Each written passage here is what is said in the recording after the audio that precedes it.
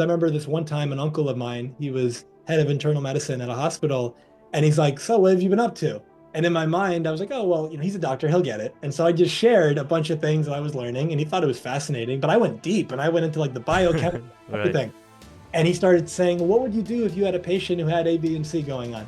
And I said, "Oh, I would do these things." And he thought, "Wow, that's amazing," and he did it. And Wow. then 3, 4 months later, he tells me, "My patient did what you suggested, and they got off their meds, and they're doing great." Unbelievable. And so that was the moment where it hit me that the thing I was learning originally for myself was working and helping other people. And that made me want to learn it even more. There's a Carl Jung quote. He was a Swiss psychiatrist, very famous. And he said, "Until you make the unconscious conscious, it will direct your life and you will call it fate." So until you take the thing that you're not aware of and make yourself aware of it, you just keep running through the motions and keep Yeah. doing the same thing. But the moment you're aware of it, you can change it. Yeah, we have some good quotes here that I got to go back and write down on this one.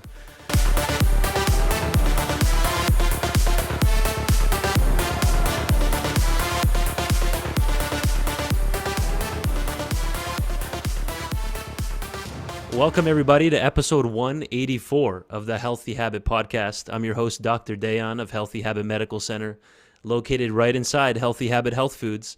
And I'm excited for this one. Real excited for this one, folks. This is my good friend here that's joining us with us here today, who we were in medical school together. We started in the same class. We've been friends to this day, a guy that's taught me a lot and motivates me every day to be as best of a physician that I can be. So I'm really excited to get him on the program here today. We're not going to be covering any specific products or supplements or any medical advice. We're just going to be talking about Dr. Jamil's approach to health, how he got to where he is today, and why he continues to focus on what he does here. So leaders, champions, and high performers hire Dr. Jamil Sayegh as their secret weapon to remove the emotional, mental, and energetic blocks that are keeping them stuck so that they can break through to their next level of success in any area of life. Dr. Jamil is an international spiritual wisdom teacher, energy healer, life transformation coach, integrative naturopathic physician, just like us here at the medical center, and host of the Transformation Starts Today podcast. He specializes in helping leaders, champions, and high performers, including world champion athletes, best-selling authors, entrepreneurs, and business professionals, unlock their true potential and create extraordinary lives filled with vibrant health, passionate relationships, and lasting fulfillment. And then we'll talk with Dr. Jamil about what he exactly uses, his powerful blend of mental and emotional release work, holistic body healing, and much more that we're going to be covering here today. So, Dr. Jamil, my good friend, thank you for being here with us. Thank you, Dr. Day. I'm so happy to be here with you and with your audience. Thank you for taking the time to tune in. And just want to acknowledge you, episode 184. I love that. And the Yeah. level of commitment that it takes to and dedication that it takes to stick with something like that. It just speaks volumes to you and your character. And just thank you for embodying and representing, what discipline leads to a beautiful success where you're impacting a lot of people. We saw this before it happened, my friend. Me and Dr. Jamil would always talk about this kind of stuff after our medical school exams. We would plan for the future, what we want to do, talking to people, our own podcast, and here we both are with our very own podcast. So it was meant to be, my friend. So tell our listeners a little bit about yourself and what led you to, number one, become a naturopathic doctor, an ND or an NMD. He's in New York right now. That's where he's headquartered, and especially in not only that, but then this specific approach you take to help health and healing people's minds and bodies and their spiritual health. How did you get to this place where you're at today? Yeah, I'd love to share. Thank you for the question. So the big picture in a brief version, I was 14 years old and I had joined the track and field team because I didn't make the baseball team. It was devastating. Baseball was my life. And so I joined the track team and I started to run and never ran like intentionally. I'm going to go run for 2, 3 hours a day. Never did that. And so I started to get sick all the time and I didn't know why. And I wasn't sleeping well and I had a lot of skin acne. And I was just getting really frustrated because fast forward 6, 8, 9 months, I'm getting sick every day, like literally. And my friends are completely fine. I'm not getting any faster, even though I'm putting in the training, I'm putting in the work. Mm. I'm really getting frustrated about that. And then one day, my intuition, think of it like that gut feeling, it just hit me and it said, it's your diet. Mm. I'm 34 years old presently. That was 20 years ago. Looking back now, I had the worst diet of anyone I've ever met. And so at 14, it hits me, it's your diet, which again, I had no reason to think that because whatever I was eating at the time, I thought that was normal. No one in my family spoke about nutrition or health or things of that nature. And so with that in mind, I started to do some research and I learned about a bunch of these different physicians on the computer on Google. YouTube just came out, I believe. And I started to learn about things they were doing nutritionally and lifestyle medicine wise, and they were healing things, reversing disease, and I thought it was fantastic. And so I started to dive into health at a young age. I was 14 and stopped getting sick. Acne went away. I started getting a lot faster. But then people started noticing. And then I come from a really big family, and people would say, "Hey, I've got thyroid issues or diabetes, or I've got weight issues. Mm. What can I do about that?" And because I had spent so much time, it was like my new obsession. I spent so much time learning these things, I would share it with people, and they would start to get healthier and they would get off their medications and they'd lose their weight and they'd say, "This is great." And it's And then, funny. I'll add one piece here because you come from a long line of physicians in your own family, but they would be asking you instead of the other docs, right? yeah, That's it good. was 14. Yeah. And so they would ask these questions and they started to get better. And the thing was, I remember this one time, an uncle of mine, he was head of internal medicine at a hospital, and he's like, "So what have you been up to?" And in my mind, I was like, "Oh, well, he's a doctor, he'll get it." And so I just shared a bunch of things that I was learning, and he thought it was fascinating. But I went deep and I went into like the biochemistry, Right. everything. And he started saying, "Well, what would you do if you had a patient who had A, B, and C going on?" And I said, "Oh, I would do these things." And he thought, "Wow, that's amazing." And he did it. Wow. And then 3, 4 months later, he tells me, "My patient did what you suggested and they got off their meds and they're doing great." Unbelievable. And so that was the moment where it hit me that the thing I was learning originally for myself was working and helping other people. And that made me want to learn it even more. And fast forward, when I was about 2021, I was taking care of my father following a brain aneurysm that he had. And I remember one night my dad went to sleep and I was on the computer and I was watching this physician give a lecture and it was fascinating. And at the end, his name popped up and it said naturopathic doctor. It said ND. And I had never seen that before, never heard of it before. And I said, "What's that?" And I looked it up and I found this whole other side of medicine that I'd never heard about. And again, I came from a whole family of doctors Right. around medicine, never heard about it. And I look it up and I find out it's everything that I've been, excuse me, studying and wanting since I was 14 years old. And I thought, that's it. Like, that's what I've been looking for this entire time. And so that's when I moved to Arizona, and that was in 2014. Yeah, Yeah. I moved to Arizona, and that's where you and I met, and that lifelong brotherhood took flight from that point. So that's where the Yep. naturistic side came in, and then the short story on the other stuff is 15 years old, just like with health. The question came into my mind: well, what are the other areas of a really fulfilling life? And I thought, well, relationships. And even though I'd never been in one, the mindset was I'd love to quote unquote do it right when I do get in one. So I bought these CDs and DVDs and books by some of the top marriage therapists and dating coaches in the world. And that became an obsession. And so I studied communication and I studied what's the difference that made the difference. And at 15, I was mediating people in their 30s and 40s relationships. And people would tell me, "We didn't get a divorce because of what you shared and helped us with." And I thought that was, again, so exciting. I learned it for me and it's working for other people. Right. And then I started studying the different world religions and the spiritual side of things. I started studying the psychological side of things, and then just bringing it all together and packaging it, and then bringing in the energy work that I do from a healing component, and just creating this mind, body, spirit approach. What an incredible background. It makes a lot of sense on how you got here. And you said when your uncle first asked you, you went deep because there's no other option with Dr. Jamil Sayegh. We only go deep around here, my friend, right? Yeah, yeah, Jamil, the first thing I remember of Jamil after one of our classes, going to his place there where he was staying and seeing about 9 books laid out on the table right there at any given time. There was never less than 9 books on that table whenever I'd yeah, go visit. And so he's always packing his head with different types of knowledge from spiritual health to business health to Tony Robbins to even different sports biographies and amazing. So that's the type of guy this is. And so it's amazing how you got here, my friend. You're helping a lot of people. What would you say are the most common mental and emotional blocks you see in your practice over the last, well, we've been out of school now, 6+ years here that leads to their health issues and stagnancy in their lives? yeah. So the way I look at it is each of us is four aspects of our being. This is just my own paradigm. I'm not saying it's true, but it's what I have found to be What true. you've seen, yep. Yeah. So for me, the four aspects of our being are spirit, mental, emotional, and physical. And if you don't address all four, you have, let's say, an incomplete model. And so I look at it almost like an onion, where you have the physical body in the middle, and then around the physical body, the next layer is the emotions. The layer beyond that is the mental, and the layer beyond that is the spirit or the energetic. And disease and illness very commonly happen from the outside in.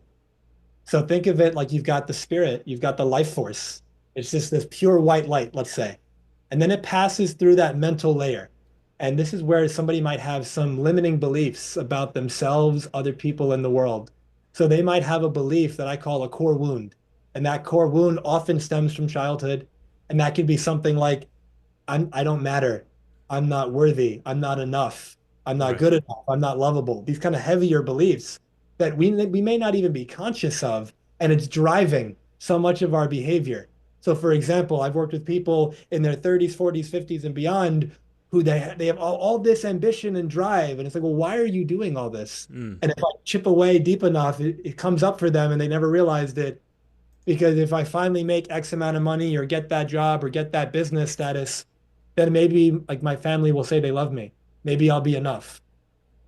And so that mental layer, that light comes through, and with those beliefs there, it gets distorted. And now that distortion moves into the emotional layer. And that's where we live in a society. Not everyone experiences this, but for the most part, almost everyone I've seen has experienced this. There's a suppression of emotion because we believe it's not okay to feel certain things or express certain things. Very commonly, as an example, a man will be told not okay to show sadness or it's not okay to cry. Right. Woman might be told it's not okay to express anger or speak her truth, like voice herself. And so in a similar way, there's anger, sadness, fear, hurt, and guilt. There's shame and anxiety. There's abandonment and rejection and more. And these are emotions that emotion is like energy in motion. And so if the emotion is coming up for you, it's coming up to come out. But if it's coming up and then you suppress it back down, Mm. you're never giving it an outlet. And it's got to go somewhere. So it stays in the body. Now, any body worker, massage therapist, as an example, who's been in practice for long enough, I've experienced this firsthand as a patient. You may have like a trigger point, let's say, and a really tight area in your body, and this therapist works it out. And the moment it goes, you start laughing or you start crying, or the memory comes to you, and I haven't thought about that in 30 years because that's where the energy got stuck in your tissue. And Wow. so very often we can have physical pain and it's actually having an emotional or mental cause. And so there's that pure white light. It gets distorted through the mental, it gets further distorted through the emotional, and then it comes into the physical. And think of it like the physical is being built on the information in that light, but the light is distorted. So the information is distorted. So Mm. then the physical body gets distorted. And I've seen this firsthand where I've worked with people who have autoimmune conditions and cancers and all these things, and they'll say chronic pain as well. And they'll say, I've tried all these things and nothing makes it any better. And then I take them through a process to release the mental and emotional challenges they've been holding on to, as well as to forgive. Very often, a lack of forgiveness when we're holding on to that resentment. There's a Buddhist perspective. Harboring resentment is like drinking poison and expecting the other person to die. And so, with that in mind, when I That's take them through powerful. that forgiveness process, that release process, it is very common that autoimmune disease goes away or that mental emotional goes away. And it's because the root cause is what we're dealing with. And as you know, and as your listeners know, in naturopathic medicine, it's all about the root cause. What's actually the situation? Symptoms are just an adaptation by the body to get it back in balance as well as it knows how to. And so if you have a mental and emotional challenge that occurred, it's manifesting physically. You'll only heal that if you heal it on the mental and the emotional level. Yeah. Sometimes things are physical, and if that's the case, you handle it physically. But it's knowing when it's physical and when it's not. That's where Dr. Jamil comes in to help out, folks. This is hopefully first of a 10-part series here, right, Dr. Sayegh?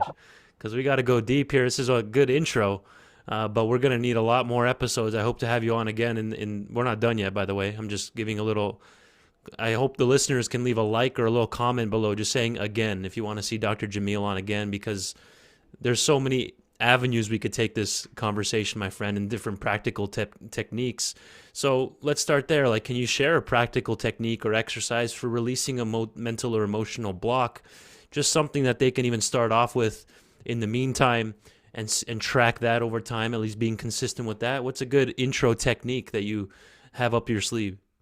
So I would say what first thing that comes to mind is this. So for our listeners, when you're able to safely do this, get a piece of paper, and you're going to ultimately make four columns.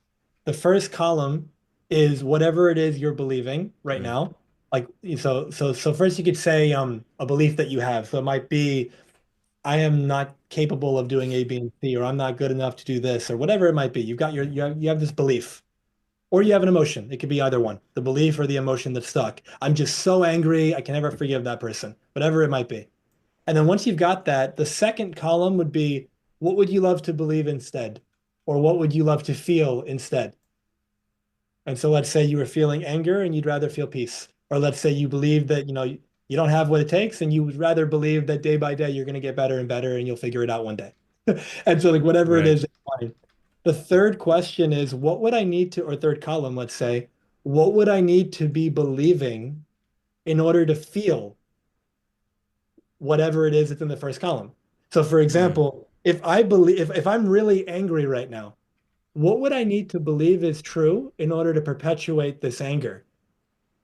And so if you're angry at somebody, let's say, then you're going to believe certain things about them. Maybe you're believing something about their intention that was negative or something. Maybe you're angry with yourself and you got right. certain beliefs about that. So on the surface, you're only aware of the anger. You're usually not aware of what's under it. So now you're getting underneath the anger and you're seeing there's a belief there. Very often, just the question, is that true? Very often, the belief is not true. And so the thing that your anger or your emotion is based on may not even be real. The experience is real for you, never invalidating that, but what it's based on. So, for example, a really common occurrence, somebody does something, you get really angry. Now, you get angry because you believe they knew better and they should have done it this way. And I can't believe they like disrespected me like that. Right. Meanwhile, when you do actually have a conversation with them and you're able to kind of vent all that, and then they let you know that they had no idea that you were upset, that they were deeply apologetic, they did not mean to disrespect you at all. That means everything that your anger was based on, that's not where they were coming from at all. And so the moment you realize that and you have that conversation with them and or you realize it in yourself, the anger dissipates because it was based on a lie. Yeah. And so that's one of the easiest ways. So again, to recap it, what's the thought I'm having right now? There's a quote from a mentor of mine that I love. She said, "Nothing is more powerful than a thought believed. But if you don't believe it, it's just a thought." Mm, And so keep that in mind. What's the thought I'm believing about myself or about others that I'm feeling like is limiting me right now? Or what's the emotion I'm feeling or experiencing that I'd rather not be experiencing right now? And then what would I want to feel instead, believe instead? And then what would I need to believe to be true in order for me to feel the thing I don't want to feel or believe the thing I don't want to believe? And then once you identify that, is that even true? And then what could I believe is true that would make me feel and believe what I do want to feel and believe? And when you play with that, it'll make more sense when you map it out on paper because there's a lot of columns and of talk here, course. but when you actually map it out, that by itself can move mountains for you because it'll shift you into new action because your actions based on the beliefs that you have. Whatever you believe to be true, you act in alignment with that pretty much always. And so if you're not conscious of what those beliefs are, there's a Carl Jung quote. He was a Swiss psychiatrist, very famous, and he said, "Until you make the unconscious conscious, it will direct your life and you will call it fate." So until you take the thing that you're not aware of and make yourself aware of it, you just keep running through the motions and keep Yeah. doing the same thing. But the moment you're aware of it, you can change it. Yeah. We have some good quotes here that I got to go back and write down on this one. That's incredible. Uh, I like to look at it as, maybe you'll agree with this, but just like how you have to go to the gym to work on your physical health and get to the cardiovascular health you need to be and put in the work in the grocery store and in the kitchen to take care of even more of your physical health, would you agree that you need to put in your work on your spiritual health as well, like putting time aside and writing these things down and thinking more Can you look at it like that? Like just how you have to craft out time for this you also have to craft out time for that side of your health as well.